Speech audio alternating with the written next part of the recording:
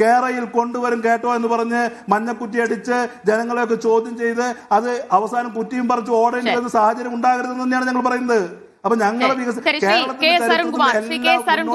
അന്ന് ആ മഞ്ഞക്കുറ്റി ഉണ്ടാക്കിയ ആശങ്ക ഇപ്പോഴും പലരുടെയും ഉള്ളിലുണ്ട്. നസീർ നുജല്ല പറഞ്ഞതും അതാണ്. അന്നുണ്ടായ പോലീസ് നടപടി, ആളുകളെ ഭീതിയിലാഴ്ത്തൽ, അതൊക്കെ ഇപ്പോഴും പലരുടെയും ഉള്ളിലുണ്ട്. അവരോട് നിങ്ങൾ മാപ്പ് പറയുമോ ആ പദ്ധതി വേണ്ടെന്ന് വെക്കുമ്പോൾ, ആ പദ്ധതിയിൽ നിന്ന് പിൻവാങ്ങുമ്പോൾ? ദിവ്യ, ഈ ചർച്ച തീരാൻ ഇനി കുറച്ച് സമയമേ ഉള്ളൂ. 365 ദിവസം തുടർച്ചയായിട്ട് ഈ കോൺഗ്രസ് പ്രതിനിധിക്ക് അങ്ങ് സമയം കൊടുത്താൽ പോലും അങ്ങ് ചോദിച്ച ചോദ്യത്തിനും ഞാൻ ചോദിച്ച ചോദ്യത്തിനും അദ്ദേഹം മറുപടി പറയില്ല. വീണ്ടും നമ്മൾ ചോദിച്ചല്ലോ, RRDSനെ എതിർക്കുന്നത് എന്തുകൊണ്ട്, ശ്രീധരന്റെ അതിവേഗ പാതയെ എതിർക്കുന്നത് എന്തുകൊണ്ട്, നിങ്ങൾ എതിർക്കുന്നുണ്ടോ ഇല്ലയോ? അതുപോലെ തന്നെ VD സതീശൻ പറഞ്ഞ അഭിപ്രായത്തോടാണോ അതോ K സുധാകരൻ പറഞ്ഞ എതിർക്കുമെന്ന അഭിപ്രായത്തോടാണോ താങ്കൾക്ക് യോജിപ്പ്? എന്താണ് കോൺഗ്രസിന്റെ അഭിപ്രായം എന്ന് ചോദിച്ചപ്പോ ആദ്യം പറഞ്ഞ അതേ കാര്യങ്ങൾ അദ്ദേഹം വീണ്ടും പിന്നീട് ആവർത്തിച്ചു. എക്സ്പ്രസ് ഹൈവേ പോയി, ചിക്കനിൽ പോയി, അതുപോലെ തന്നെ ലാപ്ടോപ്പിൽ പോയി. ആദ്യം പറഞ്ഞ 10 മിനിറ്റ് വീണ്ടും 10 മിനിറ്റ് ആവർത്തിച്ചു. ഇതാണ് കോൺഗ്രസിന്റെ നിലപാട് എന്ന് കേരളത്തിലെ ജനങ്ങൾക്ക് മനസ്സിലായി. എല്ലാ വൻകിട വികസന പ്രവർത്തനങ്ങളെയും തകർത്ത് തരിപ്പണമാക്കി മാറ്റുക, ഒരു നിലപാടില്ലായ്മയെ അതിന്റെ പേര് കോൺഗ്രസ് എന്ന് ജനങ്ങൾ ധരിക്കുന്ന രീതിയിലേക്ക് പോയി. അതുകൊണ്ടാണ് അതിൽ ഇടപെടാതെ മിണ്ടാതെ കേട്ടിരുന്നത്. കേരളത്തിലെ ജനങ്ങൾ അത് കേൾക്കട്ടെ. ഒറ്റ കാര്യം, K സുധാകരൻ പറഞ്ഞ അഭിപ്രായം പിറ്റേ ദിവസം VD സതീശൻ തിരുത്താൻ തയ്യാറായിട്ടുണ്ടെങ്കിൽ ഇച്ഛാശക്തിയുള്ള ഗവൺമെന്റ് പ്രഖ്യാപിച്ച പദ്ധതി സമയബന്ധിതമായി പൂർത്തീകരിക്കും എന്ന് ഉറപ്പുള്ളത് കൊണ്ട് വിഴിഞ്ഞം 17 വർഷം മുമ്പേ പൂർത്തീകരിക്കാൻ കഴിഞ്ഞുവെങ്കിൽ കല്ലിട്ടാൽ കപ്പൽ ഓടില്ല എന്ന് പറഞ്ഞ അഭിപ്രായമൊക്കെ നമ്മുടെ മുന്നിലുണ്ട്. ഒരിക്കലും ഈ പദ്ധതി പൂർത്തീകരിച്ച് കപ്പൽ പോയിട്ട് ഒരു ബോട്ട് പോലും വരില്ലെന്ന് പറഞ്ഞ VD സതീശന്റെയും K മുരളീധരന്റെയും പ്രസംഗം പൊതുസമൂഹത്തിലുണ്ട്. അതുകൊണ്ട് കേരളത്തിലെ ജനങ്ങൾ ബാക്കി അങ്ങ് മനസ്സിലാക്കിക്കോട്ടെ. ബഹുമാനപ്പെട്ട ശ്രീ ഷിബു പ്രസാദ്, വിഴിഞ്ഞം നിങ്ങൾക്ക് പൂർണ്ണമായി അവകാശപ്പെട്ടതല്ല. അതിലേക്ക് അവകാശപ്പെട്ടൊന്നുമില്ലല്ലോ, കല്ല് മാത്രം ഇട്ടിട്ട് പോയി. ഒരവകാശം എടുക്കുന്നില്ല. ഉമ്മൻചാണ്ടി പോകുമ്പോ ഒരു കല്ലല്ലേ ഉണ്ടായിരുന്നുള്ളൂ. ആ കല്ലിട്ട് കഴിഞ്ഞ് പോകുമ്പോ എത്ര 2045 പൂർത്തീകരിക്കാനല്ലേ ഇരുന്നേ? എത്ര വർഷം? 30 വർഷം കൊണ്ട്.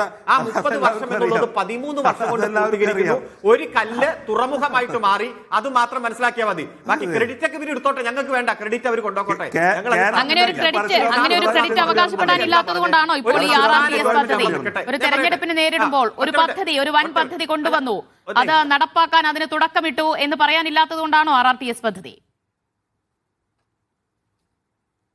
ഈ ഷാബു പ്രസാദ് വലിയ സ്വാധീനമുള്ള ആളാ. ഈ 6 വർഷം കേന്ദ്ര ഗവൺമെന്റ് റെയിൽവേ മന്ത്രാലയം ഈ ഫയലിന് മേൽ അടയിരിക്കുമ്പോ ഒന്ന് നിങ്ങൾക്ക് തരില്ല, ഇത് അനുവാദം നിഷേധിച്ചിരിക്കുന്നു, DPR തള്ളിയിരിക്കുന്നു എന്ന് പറയിപ്പിക്കാം.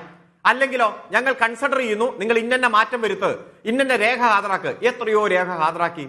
ജോയിന്റ് ഇൻസ്പെക്ഷൻ നടത്തിയപ്പോൾ മീഡിയ വൺ അടക്കം വാർത്തയാക്കിയില്ലേ? ഇത് പെൻഡിംഗ് ആക്കി വച്ച് 6 വർഷം അങ്ങ് വൈകിപ്പിച്ചു. അതുകൊണ്ട് ഞങ്ങൾക്ക് മനസ്സിലായി ഈ പദ്ധതി കൊണ്ട് മുന്നോട്ട് പോകാൻ കഴിയില്ല. പിന്നെ താങ്കൾ എന്താ പറഞ്ഞേ? ഓഫീസ് തുറന്നു, DPR തയ്യാറാക്കി തുടങ്ങി, അതുകൊണ്ട് കേന്ദ്ര ഗവൺമെന്റ് ആയിക്കോട്ടെ എന്നാ ആയിക്കോട്ടെ എന്നേ. കേന്ദ്ര ഗവൺമെന്റിന് ഒരു സംസ്ഥാന ഗവൺമെന്റിന്റെ കൺസെന്റ് ഇല്ലാതെ, അനുവാദമില്ലാതെ ചെയ്യാൻ കഴിയും എന്നാണ് താങ്കളുടെ അറിവെങ്കിൽ ആ അറിവ് സാധൂകരിക്കുന്ന എന്തെങ്കിലും ഒരു വിവരണത്താട്ടെ. കേന്ദ്രം അനുമതി കൊടുത്തിട്ടുണ്ടോ? റെയിൽവേ മന്ത്രാലയം ശ്രീധരനെ ചുമതലപ്പെടുത്തിയിട്ടുണ്ടോ? അതുപോലെ തന്നെ അർബൻ അഫയേഴ്സ് ചുമതലപ്പെടുത്തിയിട്ടുണ്ടോ? സംസ്ഥാന ഗവൺമെന്റ് ചുമതലപ്പെടുത്തിയിട്ടുണ്ടോ? ഈ സ്റ്റേറ്റിന്റെ നിയമമന്ത്രി തന്നെയല്ലേ ചോദിച്ചത്? ഇതൊന്നുമില്ലാതെ അദ്ദേഹത്തെ ഞങ്ങൾ കളിയാക്കിയൊന്നും ഇല്ലാട്ടോ. ശ്രീധരനെ ഞങ്ങൾ ബഹുമാനിക്കുന്ന കക്ഷിയാണ്. ഏറ്റവും നല്ല ബഹുമാനമുണ്ട്.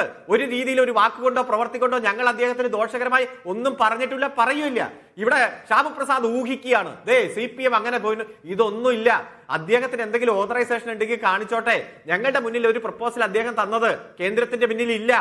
കേന്ദ്ര റെയിൽവേ മന്ത്രിയും അതുപോലെ മുഖ്യമന്ത്രിയായിട്ട് ചർച്ച നടത്തുമ്പോൾ അത്തരത്തിലൊരു പ്രപ്പോസൽ കേന്ദ്രത്തിന്റെ ഭാഗത്തു നിന്നില്ല. അതുകൊണ്ട് തന്നെയാണ് മിനിസ്ട്രി ഓഫ് അർബൻ അഫയേഴ്സ് പറഞ്ഞത് നിങ്ങൾ റെപ്രസെന്റേഷൻ താട്ടെ. അതുകൊണ്ട് അതാണ്. പിന്നെ ഇപ്പൊ എന്നോട് ചോദിച്ച ചോദ്യം, റെയിൽ ഉപേക്ഷിച്ചിട്ടില്ല. ആ പ്രപ്പോസൽ കേന്ദ്രത്തിന്റെ മുന്നിൽ ഇരിക്കുകയാണ്. അത് കേന്ദ്രം പറയട്ടെ, ഈ പ്രപ്പോസലിന് അനുവാദമില്ലെന്ന് പറയട്ടെ. രണ്ടാമത്, കേസുകൾ പിൻവലിക്കാൻ, ക്രിമിനൽ കേസുകൾ പിൻവലിക്കാൻ ആ കേസ് പെൻഡിങ് നിൽക്കുന്ന കോടതിക്കേ പറ്റൂ, അല്ലാതെ മറ്റാർക്കും അതിൽ കഴിയില്ല. അതുപോലെ തന്നെ വിജ്ഞാപനം പിൻവലിക്കുന്ന സാഹചര്യം ഉണ്ടായിട്ടില്ല. ഇത് 6.5 വർഷമായിട്ട് പെൻഡിങ് നിൽക്കുന്നു. ആ പ്രപ്പോസലിനെതിരെ സമരങ്ങൾ വന്നു, എതിർപ്പ് വന്നു, അതുപോലെ അനുകൂലമായിട്ട് വന്നു. അത് പല സാഹചര്യങ്ങളുണ്ടായി. അത് മുന്നോട്ട് പോകാൻ കഴിയില്ല. പേര് മാറ്റിയാലും സാങ്കേതിക വിദ്യ മാറ്റിയാലും നമുക്കൊരു 3 മണിക്കൂർ കൊണ്ട് കാസർഗോഡ് നിന്ന് തിരുവനന്തപുരത്ത് എത്തണ്ടേ?